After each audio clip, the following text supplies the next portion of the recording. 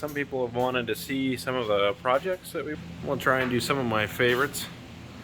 This is definitely one of them. It's a Cummins build.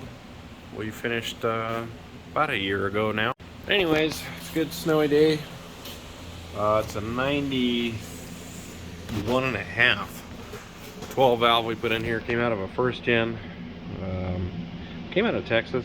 Pretty clean. Well, the truck was junked, but it runs really good. We rebuilt the VE because it was leaking, and then turned it up to kind of what they call, I guess, industrial, or not industrial, a shop here in Greeley built it. They turned it up to factory powers, or kind of top end flow. Like, it runs pretty good. I don't know what it runs on horsepower, but it's a good stout little runner. But anyways, it's in here today. We'll reseal the valve covers because they're leaking pretty nasty bad. Let's see. An IDI came out of this truck. There's like almost 400,000 on the cab body of this thing. A buddy of mine built that bumper for it. Pretty sweet truck. It's a logging company's truck, and so what the guy, the owner, uses it to commute into the woods and stuff. And they haul small loads back with it. Well, they got a little crazy and sheared an axle shaft, so we're gonna get that. We're gonna do wheel bearing on the other side too. That's Dylan over there. Say hi, Dylan. Hi. But anyways, yeah, we're gonna do both sides, do wheel bearings since there's so many miles on here, or at least pull them out. We'll do reseal and check, just make sure it's good to go. But yeah, anyways, it's a pretty cool truck. It's been a year. I think I goes to work pretty much every day. ZF 5-speed. You know, there's always little quirks. We're working out. I had to move. If you're gonna do one of these, I actually had to scoot the whole transmission and transfer case back quite a few inches. I don't know if you can see. Let me turn on my light here. You can see where I had to cut that and kind of re-bracket it. Move it back, and almost 4 inches when you look at it. New drive shafts went in, front and rear. This is a cab and chassis truck. It's a really sweet little truck. You know, for as many miles that are on the cab, I mean, somebody took really good care of it. Like, the floorboards are all good, the cab corners are good, but they had like a bed liner on here from, I think, pretty early. There on the bottom you can see. And so it turned out pretty good. You know, this is obviously the best way to own a Cummins, in my opinion, is in a truck like this. What else do we do? I used the diesel, I think it was diesel conversion specialist or something kit, which it worked okay. I used the manifold. That's a HX35 off a 24 valve. Well, rebuilt one. It uses a 6-liter Power Stroke starter. We had to change the vacuum pump to a 2nd-gen vacuum pump. This is the AC lines. We never did get that put back on, but I do want to they make a kit to put it right here. But that's another day.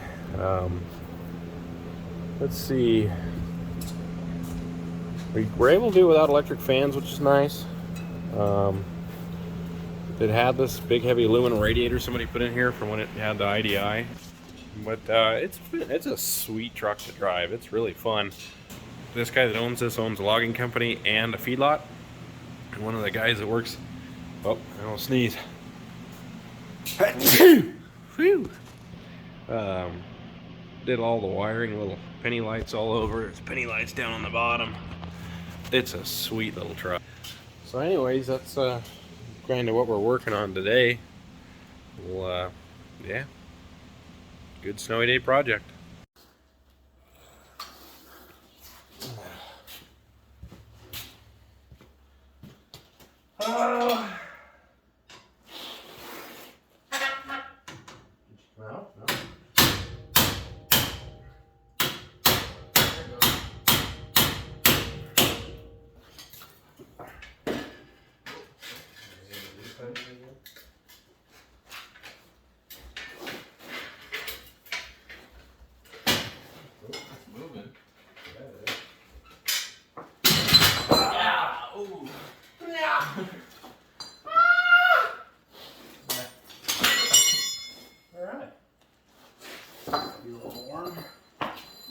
nut, Nick.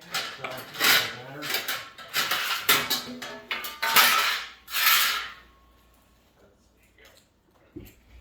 Some room in here to get a socket on. Well, that's not the right size.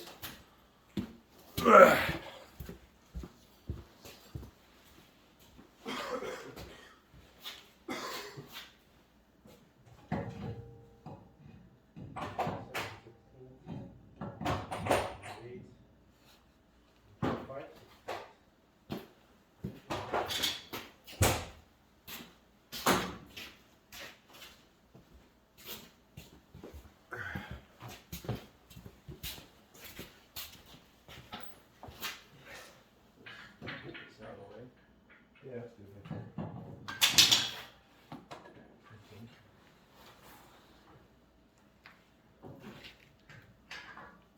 Nothing come out like that. Ah, retarded. Oh, I knew that would do that, but I didn't know it. Yeah. Can you turn that wheel straight for me now?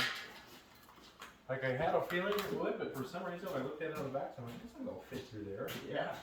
Well, this makes the day easier.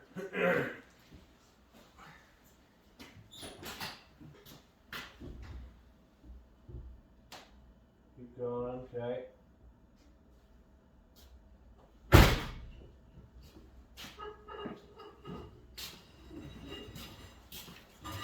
Oh. Look at that. That is what the end of an axle shaft is not supposed to look like. So anyways, what they did, so they had a little old logs on back here. They put her in 4-wheel drive. They gave her the onions, which this little Cummins has got enough of. The front end went hammer, hammer, hammer, hammer, hammer. The axle went just like that. So anyways, axle shafts out. To reseal the valve covers. Dylan's pulling those off. Put in a new temperature gauge. Got that coolant draining at, oh yeah, Mach slow. That should be able to get rid of 5 gallons in no time flat. And, yeah, run an overhead on it too. So, got our new axle shaft right there. And the new U-joints in. And here's the old one. This is kind of crazy. This thing definitely wasn't in 4-wheel drive a lot in its life. You can see little ridge, like it's a little ridge. I emery clothed it pretty good. You can see where those needle bearings out of this sat and rubbed forever and ever and ever. It's kind of concerning, but I emery clothed it to where you can't hardly feel it with your fingernail. And I ultimately don't think it'll be the death of this front end.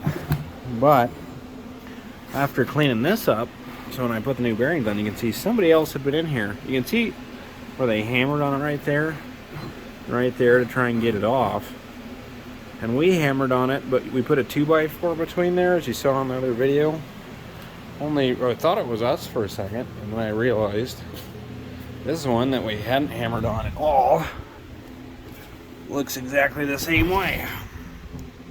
See, they hammered on it there and back here and right there, and obviously didn't have a 2x4 or a piece of wood or a brass hammer or anything good. So I'm going to take this here little file and see if I can just clean up that edge right there and make her look right. So let's see what we come up with. Well, we filed on her a little and brought that edge down just a skosh. I mean, it's not ideal, but man, you can see where they got it right there too.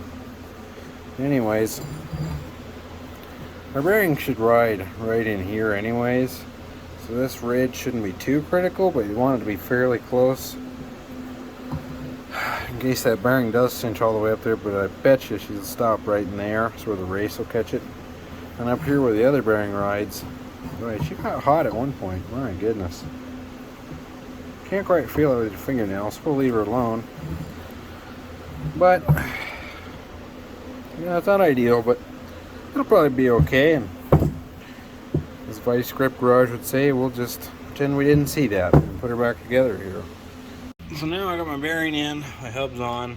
I want to show you these nuts. God dang, that thing's dirty. Anyways, this will be your inner. This little tab right there will always face out because it'll lock in this lock ring somewhere. That tab will sit in there. And you can see where the bearing used to sit on the other one. It always have kind of a shiny side to it. So there's the inner one. It goes in like that, and then this, and then that one. So now I'll show you how I set these bearings up.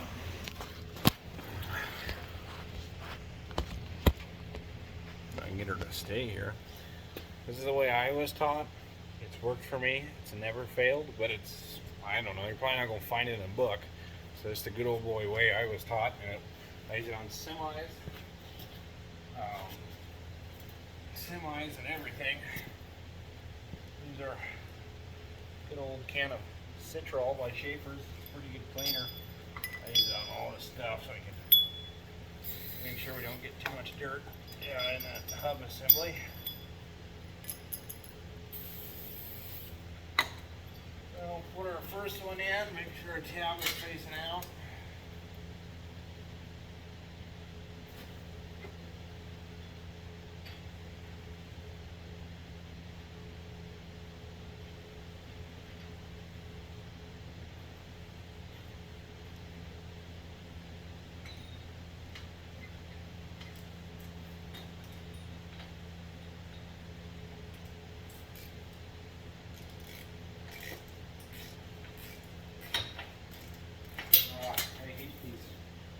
Nuts with the little ears on them. So just a regular axle nut.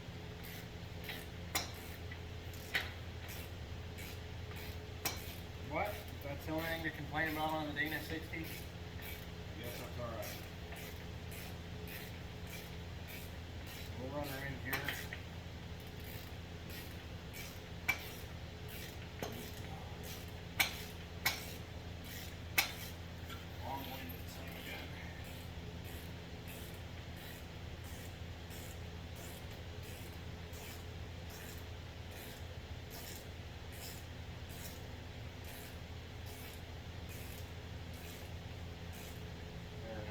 The attention, we'll spin her. Got a little tension on it, cinch her up. Spin her a little more. Spin her both ways.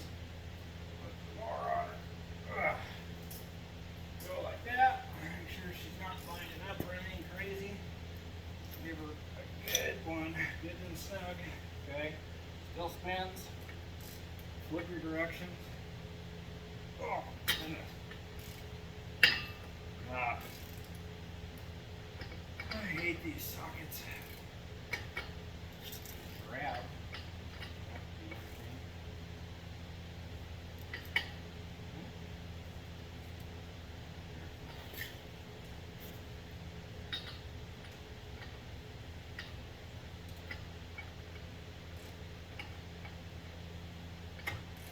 Here she is. I'll loosen her back up until she's loose. Flip directions to tighten again. Pretty much let the wrench kind of fall on its own weight like that.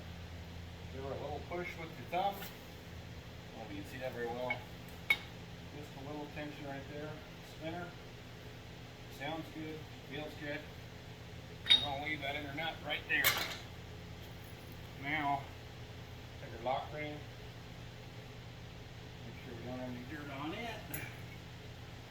And then we're also going to check to make sure that our inner nut is in the right spot because it lines up on one of these holes here. Again, we can feel around it with your finger. She's sitting flush, so we'll leave her right there.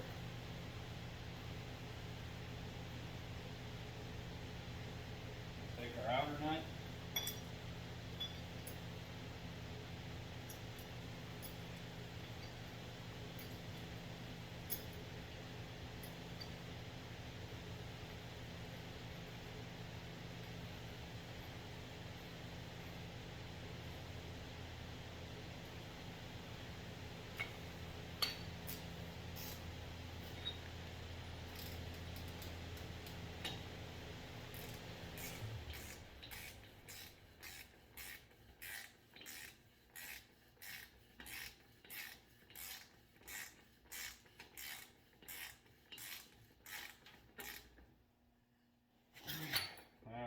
suspension there. Give her a good snugging. Oh.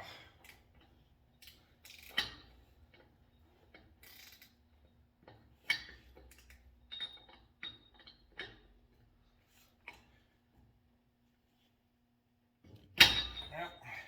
It's hard to over tighten with these stupid little gears. So there you go.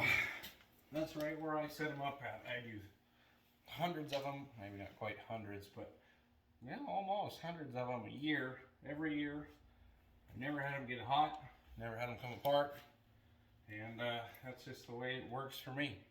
So now we'll get back in here and put our lockout hubs together and finish this project up.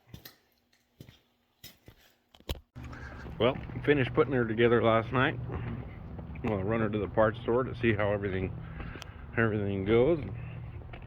Nothing's better than a good old cold start here, so let's see how the old 12er does, huh?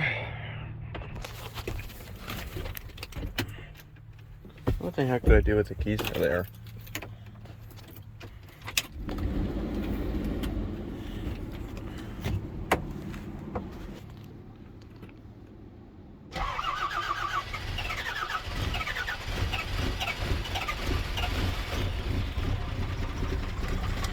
Oh, good old 12er. A little sassy this morning. Ooh.